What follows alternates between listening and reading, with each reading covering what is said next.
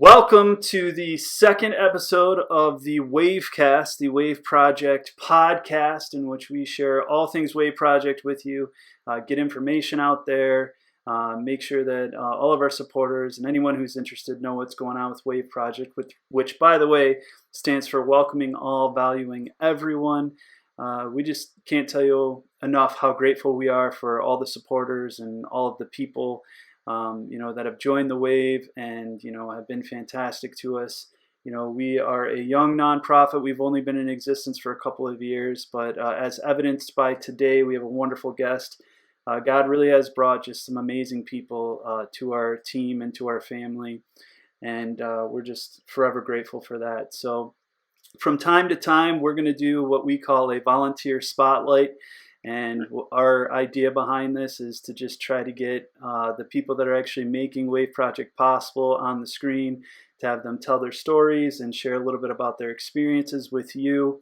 And on one end, it's just kind of for information's sake. I know a lot of times we see social posts and other things, and it's really hard to read through everything and, really get to the heart of things. So we want you to know the people that are actually, living it out in the streets for us. But on the other end, it's just super inspiring. And today our guest is a gentleman named Steve Perucca. He is literally the heart and soul of Wave Project. And I'm really excited for you to hear his story and some of what he's experienced with Wave Project. So we're looking forward to that. I also want to let you know that we're gaining every day and we're learning every day with this podcast thing. So if you are a person that listens to audio podcasts, you now have the ability to subscribe to the WAVEcast. Who would have known, right? You can do so on all of the major podcast platforms: Apple Podcasts, Google Podcasts, Spotify.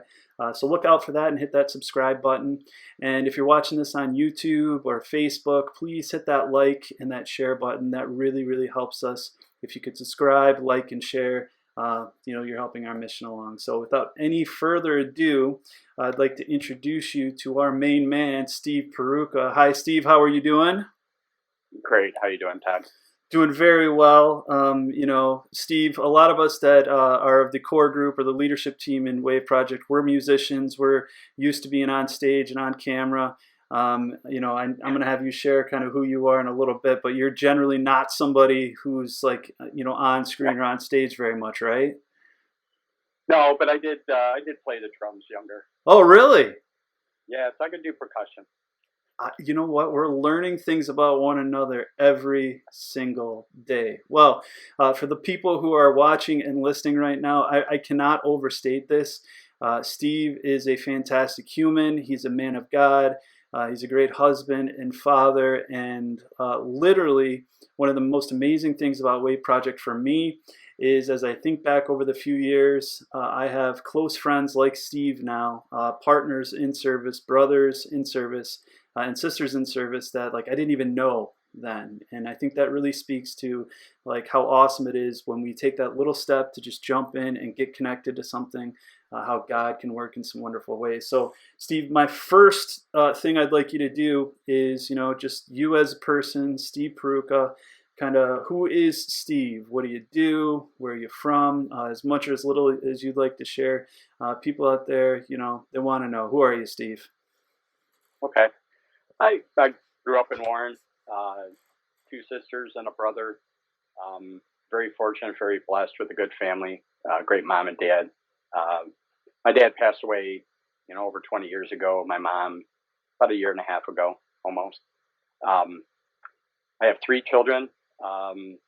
Oldest is 34 now, out in California. My middle daughter, I got to do the math, man. I have really become my dad. I'm really, really sorry with you. So she's 27, and Chase is almost going to be 26 in December. Both are, the oldest 2 are married. My daughter's in St. Clair Shores. My son just graduated college and is still living with us, but congrats. He's got his first job and he'll be moving out. So we'll be empty nesters soon. Is that a nervous sort of thing, or is it just, hey, we'll take care of that when it happens? Yeah, we'll take care of it when it happens. So, it'll be kind of lonely when he moves out, being empty nesters, I think. Yeah, I bet. Pretty big house.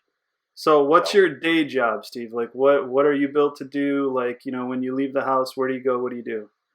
yeah, so can I say the company? Sure, man. Yeah. Yeah, so I work for Flex and Gate. I've been there 17 years. I work as an engineering manager in advanced engineering.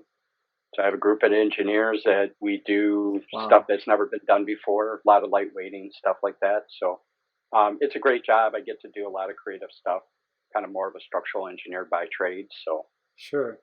I get to build, and I like doing that. That's awesome. And if I'm not mistaken, you like worked up the ladder there. You got in and Yeah, you kept yeah, working. Can you tell us a little bit about that?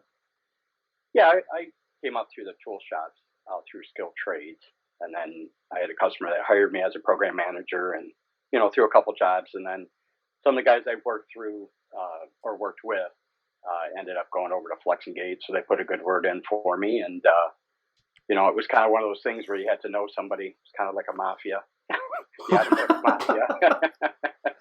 So they kind of hired on advice and people they knew, and I've been very fortunate in all my jobs to kind of grow with companies, so it's really been a huge blessing. That's awesome, man.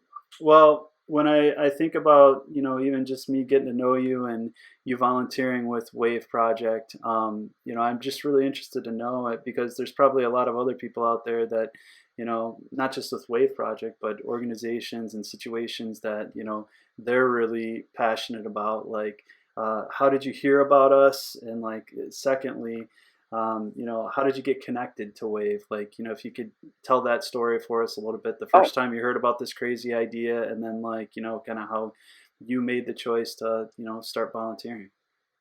yeah. Can I say the organ? Yeah, we had men's group. Yeah. It was actually through my men's group, Kensington Church. Jim Henkel is our great fearless leader, Yeah. and we kind of do Christian Bible study, men's studies on how to be in the world and survive. And he said something. It was just about 2 years ago. It was right around Thanksgiving. And he said, it's great that you're here, but if you're not out there, doing and serving, you really aren't doing it. So that kind of segued into one of your other Wave volunteers getting up and asking for volunteers just when you were doing the luncheon at the Well Church. And, I went online, kind of scoped you guys out, see if you're up to standards. Sure. If you liked our aesthetic, right? Yeah, yep. And then, I read the group and, how you wanted to do something in the community and you had settled on hygiene and you were looking forward to a shower unit. And showers are near and dear, so it's a philosophy and something that I could easily get behind and something I really believe in. So it's an easy thing for me to grasp.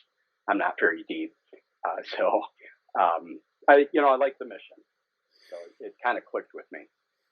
So when I think back, as you mentioned, at that time we were just doing the Outreach BBQ, Yep. and for people that might not have been following us at that time, when we founded Wave Project, we started with doing an Outreach BBQ in which people were served a hot meal and essentials were given, and that was a really great way for us to not only connect with the people we were hoping to serve and build relationships with them, but also as a way for us to start building community with people that had a similar heart for the homeless and to reach out to them. And so that's where you started with us, Steve. And I remember even at that time, you guys, little by little, it seemed like were feeling even more inspired through your experiences and looking for ways to get involved. Over and above just coming and serving meals, you actually did a bake sale at one point for us. Can you talk about that for us? Yeah, Crystal's a great baker, and so Crystal's your wife, your wonderful wife. Yep, Take an yep, opportunity to say how wonderful she is and fantastic she is. My wonderful, beautiful wife, Crystal. She's quite a baker. And the guys at work, I'll bring stuff in. So I said, hey, guys, it's time to like pony up a little bit and donate for the cause. So we were able to do that. So that was pretty awesome. Nice. And as time went on, to talk more about your Wave story here, We were able to do a couple events. We were able to raise some funds and Yep. eventually order the shower trailer and get that on the road. And around that time, can you talk about how God was moving in you and what that looked like as far as transitioning from the barbecue and offering more of your time and more of your expertise to become a part of our mobile service crew? Yeah. Talk about the luncheon. It really was going outside my comfort level. You see the homeless, and I just wasn't really comfortable, talking to them or stopping. I didn't know what I had to offer. It's like, Sure. what can you really do? And the first line, I just remember like wanting to throw up before I walked in. Really? And oh yeah, I mean, it was. You don't want to say the wrong thing. What do I have to offer? Kind of stuff. So it was for me. It was a pretty big step. I was very uncomfortable with I'd it. like to rest in that for a second, Steve, because I think like that's completely normal, and that's Yep. something that we can all associate with the idea that we might feel inspired to step into certain volunteer opportunities, or even in our everyday life, pay it forward in a certain kind of way. And it really, for a lot of us, myself included, it's really hard to overcome a lot of those nerves and a lot of Yep. maybe even our own expectations or what we believe something might look like. So, it was a big step for you to, not only decide that you were going to volunteer with us, but to also even just like walk through the door, huh? Yeah. Yeah. I just I kind of put it in my perspective. I was thinking more about me, and then that made me nervous. And you got to remember, it's more about the service and the person. Sure. And you just be yourself. They're not. I'm not going to solve homelessness. But if I can make it a little easier, um, for people and treat them just as regular people. So that's the one thing I do enjoy is I do really get to talk to the homeless during the services, and they're like us. A couple unfortunate situations, other issues, and you really aren't that separated. Yeah. Loss of a job, some medical issues. You could easily find yourself in the same situation. So that's how I kind of approach it. Yeah. And, an engineer, somebody that, is used to leading people and leading teams and, being out in the public, whether it be for clients or other sorts of things, it's interesting how, and I talk about this a lot, how many of us don't really realize how our everyday skills, what we went to college for, what we're passionate Mhm. about, can transition over. And, God is going to use those skills for good, right? Even when we might not even Oh believe in ourselves to that extent. So you started out yeah, at the barbecue, volunteering, serving food. Then you started signing up for our mobile service crew. And for people who might not understand what that is, whenever we go to a site, whether it be the Well in Mount Clemens or First United Methodist in Royal Oak, we have people that are in leadership roles called mobile service coordinators that get the trailer set up and they lead and they do those sorts of things. But we have also crew volunteer positions that are open to anybody. People that can go to our website, waveproject.org. They can sign up for a service or a site that's convenient for them, and then they can come out to the service and they can help with getting guests organized, getting them their shower, loving them along the way. So you started out as a crew member, and over time, it was undeniable, yeah, Steve. Like you're not only dedicated, you've got a heart for the homeless, and one of our big things as a leadership team when we talk about this is we not only want people that we believe are responsible and people that can do the mobile service coordinator job, but we want people that, like you said, sincerely want to be there and want to make a difference and see homeless people as people first. And I can say personally, I see it in you every single time I'm around you, and especially when we're on site. So you went from the barbecue to being on the crew, and then I'm the type of person who's always asking too much of you, and I asked you to be a mobile service coordinator and take on a leadership role. And now, fast forward even further than that, 6 months later, you are lead mobile service coordinator. That's awesome. That's fantastic. Okay, and you've joined our guest services team as our co-lead of the guest services team. So just like at Flex and Gate, you've moved on up, right? And God's put you in a yeah, position. So I'd like to really know when you think of your time at Wave, what from your Wave experience has challenged you most? You talked about that moment walking into the door, whether it be with a guest or a circumstance. Can you think of anything that's really challenged you at all or impacted you most? It was just getting comfortable with the trailer. To be responsible for that, be responsible for the service team that comes to clean. Make sure there's no issues. It's a little daunting the first couple times, but it's like anything else. Maybe I've overthought it a little bit. My family will laugh at that, but it's just that getting the comfort level, knowing, kind of more the technical side to make sure everything's set up. You know, the one thing I really, really enjoyed being on the service crew was I was right there usually when our guests came out of the shower. Mm, So I got to see them go in and then sure. come out. And to me, Yeah. that's the most rewarding part about, you just see the weight of the world on their shoulders when they go in and when they come out Yeah. and the difference in them. So that's what I enjoy most. So, So learning the ropes, figuring out how yeah. to do a shower trailer thing, which by the way, I'm very much in that club. Like people look at us like Yep. shower trailer, what's that all about? I'm sure your engineering helped you out a lot more with that. But for me, it was, a learning curve. And then you quickly transitioned there. You said like, the impact that it is seeing people and helping people. And I'd like to really lean into that if we can. Okay. When you talk about and think about your experiences serving the homeless, in your expert opinion, which none of us are experts, right? We just have these small Yeah. moments in time that we're blessed to spend with these people. What is the need? Especially in relation to hygiene Um, services. Like, if somebody's listening to this and they don't really have any point of reference in your mind, when we're talking yeah. about, hygiene and the homeless, what, in your opinion, what is the need out there? Yeah. I think the physical need, right, to be clean, and especially with COVID, there really wasn't anything out there. So it was great when we were able to kind of start back up. Sure. Just to feel safe. I mean, we talk to a lot of the homeless, and they're not looking for a lot of conflict.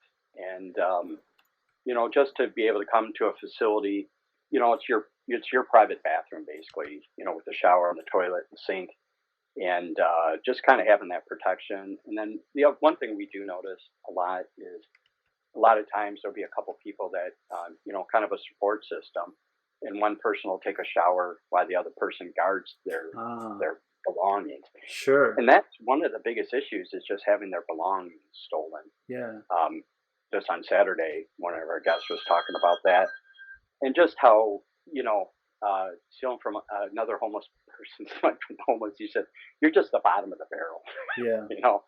Yeah. Um, so I guess it's just having safety. They're just looking to survive. Um, just not to be hassled. The police knows that they're there, and most of them, you know, they're they try and stay in an area where they aren't a problem, Yeah. and just trying to stay warm. I think is the other big issue during the winter in Michigan climate. Um, so that's a lot, and we both know that there's so much more out Yeah, there, yeah. that there are needs. But when we think about everything you just shared, what specifically, in your mind and in your opinion, is Wave Project doing to meet that need that is unique, that is different than anything else out there? When you think about Wave Project and the people that you've encountered and the people you've shared love with, how is Wave Project, in your opinion, meeting that need out there in a unique way? Well, I think the shower's important, but I think particularly when we're at a site for multiple times, is we're able to strike up a friendship, and we get to share more and more with them, and they get to share more and more with us. Um, it might be just the friendship, even Sure. more than sometimes I think the shower. Yeah. Because I think they don't spend a lot of time, other than maybe their small group. I don't think they don't have a lot of time interface with a lot of other people, Yeah. or it's in a rather negative way, their interface out in the general public. So, it occurs to me sometimes that when, I put Wave Project out there, people are like, oh, Wave, okay, I like the lake, that's great, and they might not right off understand that it stands for welcoming all, valuing everyone. And what I hear you saying is like, yeah, hygiene services are important. It's really good that we can take that to them.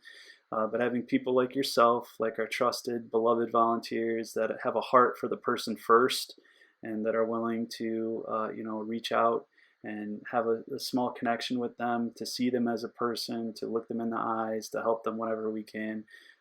That's what's most important, and that's really what welcoming all and valuing everyone is all about.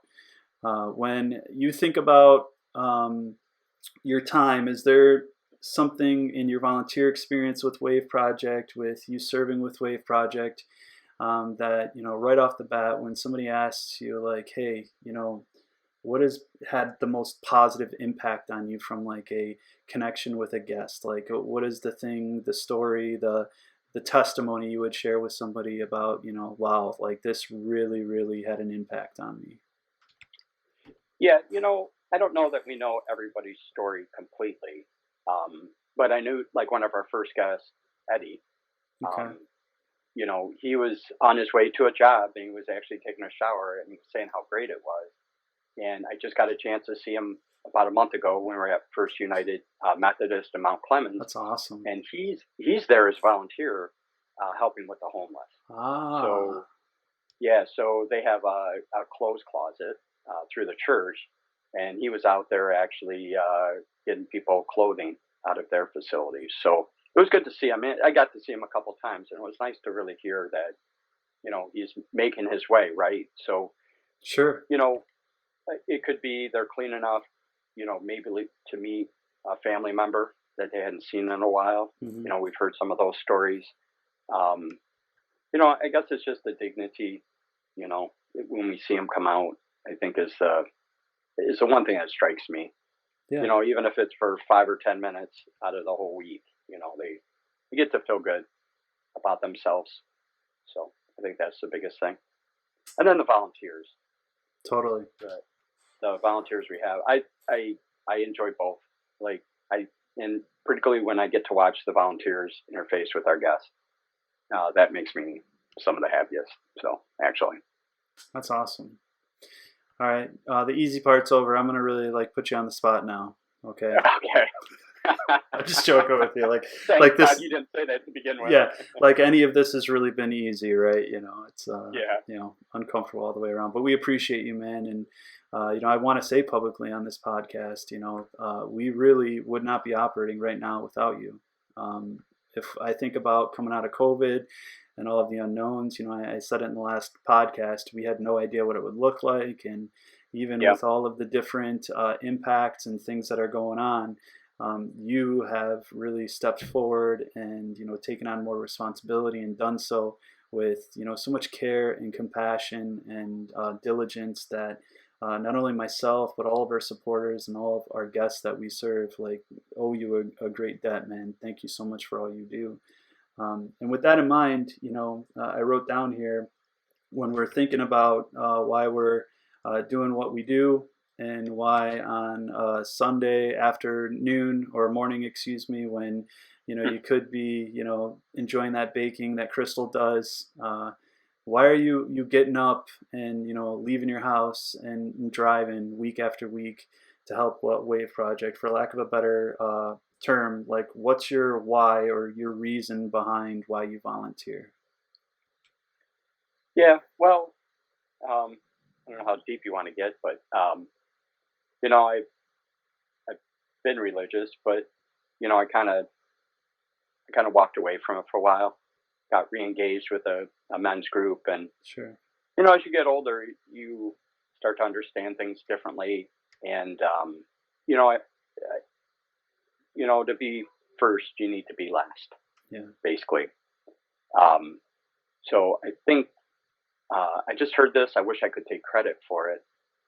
But it was somebody that was older, and their family had grown up, and they said, why do you do the things you do? And it's because my children have grown up, and it's now time to love other people's children. Mm-hmm. So that's how again, I wish I remembered where I heard that from, but it kind of struck me. And I think that's kind of sums up. I couldn't really put my finger on it before, but I think that's part of it is, I do get to love up other people's children. Basically, they may be older than me, they may be younger, but they're God's children, and I just try and treat them that way. And that's really like the most basic thing to think of. I mean, we all have had experiences where we're rushing to a class or to a job or coming out of a social event, and it's not always the most comfortable thing socially or otherwise to encounter somebody who's living on the streets. But as you said, to just try to pray that God gives us a heart or eyes to just see them as people, and even to take it to the next step, like as other people's children. Somebody that no matter their circumstance, no matter the mistakes they've made, no matter what substance they might be dealing with, right? They deserve to be treated like a human and to be cared for. And you said it earlier, any single person is not going to solve homelessness. But if more people are like you, Steve, and actually step out and try to do a little bit, will not only make their lives a little bit better, but will make their overall well-being improved by just treating them like people and people first. Our mission at Wave Project is to share love by providing mobile showers to those in need. And again, putting you on the spot here, and expand on this if you can. Do you think we're living up to that mission? If you're talking to the people who write a check every month to Wave Project or sign up to volunteer, do you think we're living up to our mission? Absolutely. I wish, if you want to, just come out one time and serve with us. You'll get to see what we do in action. It's really hard to explain it, but the time that we get to talk to our guests, welcome them, make sure their experience was good. If you want to see it, come out. But absolutely. It's the reason I keep coming back every week. That's awesome. Lastly, we are heading into Giving Tuesday here. And for those who don't know, Black Friday is actually the day we're recording this.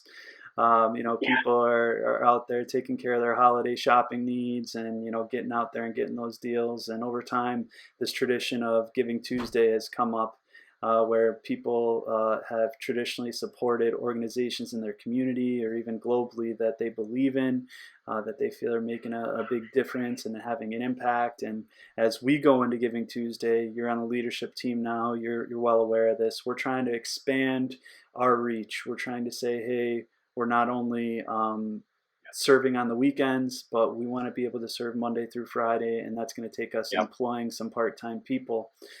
So I'm gonna do an ask and ask people to support us, but in the spirit of this podcast and your experience, being somebody who just heard about it in a men's group, decided to show up, and has walked along with us the entire way and made this possible. What would you say to people this Giving Tuesday?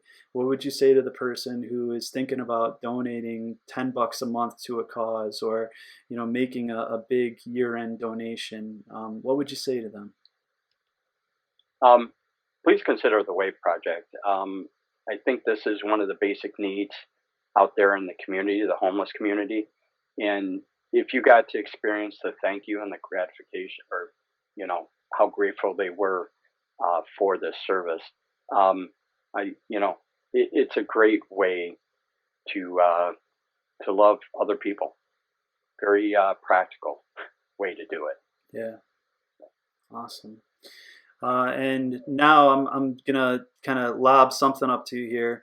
You're actually the co-leader of the guest services team, the person who actually communicates with volunteers, the person who not only trains our mobile site coordinators, but actually, helps our crew members that, sign up for the first time just like you did. So when we're talking about the person who sees this podcast and they're like, wow, that Steve guy is a good-looking dude. I like what he has to say. His story resonates with me. What a beard. Look at that beard. Oh, man. If they're thinking, all right, I want to help, I want to jump in here, how can people help? How can people support, the shower service? Yeah, and thank you, by the way, like overselling me. But Yeah, yeah, I appreciate your great faith in me. But yeah, either financially, which is important. I mean, we can't survive without the financial support of an ongoing operation, but also is kind of the people side. I really do enjoy our volunteers. I do like seeing new volunteers, and um, you know, I'm also serving them sure. because they want to serve and they want to give, and I want to make sure they have a good experience being able to do it. Kind of be the hands and feet of Jesus is Yeah, really, um, and I want them to have that good experience. So, to me, that's also that. I wouldn't say it's necessarily it's equal, but also our guest, right? Is that they both have a great experience and that they basically want to come back. awesome. Being somebody who felt the nudge and decided to jump in, what would you say to the person who is feeling a little bit nervous, like you were as you were walking into the Oh, door? yeah, Does what does Wave Project do to like inform them, to prepare them, even in COVID, right? What are we doing to yeah. keep our volunteers safe, and how would you maybe answer any presumptive questions or concerns people might have? Yes, absolutely. With COVID, yeah. So we kind of revamped our cleaning procedures. We use a spray. We wipe down. We try and make sure we're not actually getting all wet. While we actually clean Sure. the facility. But we provide masks, face shields, goggles. We have tie bag. Depending on your comfort level. Our main thing is to make sure both our volunteers and our guests are ultimately safe. Yep. We haven't seen any COVID in the homeless population. We ask, and I think it's also because they have a pretty small group of people that they interface with. They really haven't seen any, COVID that we know of, and a lot of them have been tested too. Yeah, and I'd like to Um, put out there that we're not just like asking, like, on faith. We take temperatures. We have a screener that yeah, we do, so it's a part of the process as well. Good. yeah. So that's kind of the more immediate COVID need. I guess the rest would be, if you feel intimidated, you don't know how to talk to people, or you're kind of we need both. We need both people to greet our guests, and there's really different kind of jobs with them because we set up a table, so we have socks and underwear, and so depending on kind of what everybody's skills and talents are, we have people that clean, and it's kind of nice to with the volunteers we kind of let them kind of choose the role that they want to have. Yeah. Um, so it's kind of it's not a and every week it changes a little bit because we have a little bit different personalities and what people want to do, and we're able to do that when we have a number of volunteers. And actually, if we have extra volunteers, it actually gives us more time to talk to our guests. That's awesome. And yeah, so we like to spend time. I mean, cleaning's important, but really it's about greeting our guests and spending time with them. It may be one of the few, I would say, positive conversations that they may have all week. Actually, Maybe in some cases the only conversation they have, period, right? A lot of yeah, people yeah, that don't have a lot of social connection because people pass them over, or maybe they're not feeling comfortable, or to be real, they have psychological or substance abuse issues going on. So it's yeah, that interpersonal connection is really important. So just to kind of give people an idea of what's shaking here, please be on the lookout for those Giving Tuesday things we've been talking about. And if you can, jump on board. We are looking for partners. We're trying to fund those 2 part-time positions to make mobile showers possible during the week. So I think the math ends up being, you could support those positions for $150 a day or $300 a week, and aggregate that out. So that's going to be our campaign, like really asking people like, hey, would you fund those positions for a day or a week or a month or even a year if you're able to do so. And then secondly, we're going to be actually out in Royal Oak again. Steve and all the mobile service coordinators have that going. And you're actually heading out to a potential site partner on Saturday too. We don't want to give out any specific information just in case, but the idea is we're looking to expand. We want to go to where the need is anywhere in Metro Detroit, and we're trying to do that. And Steve, I just want to thank you, buddy, for being here and for sharing your story and sharing your time and your heart. Man, you are fantastic, and I love that you're a volunteer and a part of our program, but I'm just even more grateful that you're my friend and that we get to do this together. So thank you very much for being here today. That is the second episode of the WAVEcast. Again, please visit waveproject.org if you're looking to volunteer or support us. If you like this podcast and you want to subscribe, again, any of the major podcast outlets, you can subscribe for the audio podcast, please make sure you press that subscribe button and that like button there. And then we're also on YouTube, so you can get this video podcast and you can see Steve's smiling face there. Thank you very much, Steve. Have a wonderful evening, and thank you very much to all of our volunteers and supporters of Wave Project. Take care. Yeah, and can I do a quick shout out? Sure. Actually, our host organizations. Oh, nice. The people that we get to serve with. Yeah. Particularly the last couple different sites that we've done. The people that we, actually host us. Street ministry that they do, I'm just in awe of, and the way they know their guests, and it gives us a comfort level with our guests that we're kind of an extension of that, which is kind of nice. So we get their confidence and they feel comfortable using our facilities. So. Well, and that's a big thing for us. Unfortunately, there are a lot of organizations out there that really aren't into collaborating with Wave Project. Welcoming all, valuing everyone doesn't just extend to volunteers or guests. It's other organizations, whether it be McRest or More Than a Bust or First United Methodist or anybody. That's a great point, Steve. This is why we make a good team, my friend. I forget things and you circle back and you say it. So thanks again, friend. Thanks again for listening to the podcast, and we hope that you'll visit the site and get involved. And happy holidays, everybody. Take care. Okay. Yep. Love you, brother. Love you too, man.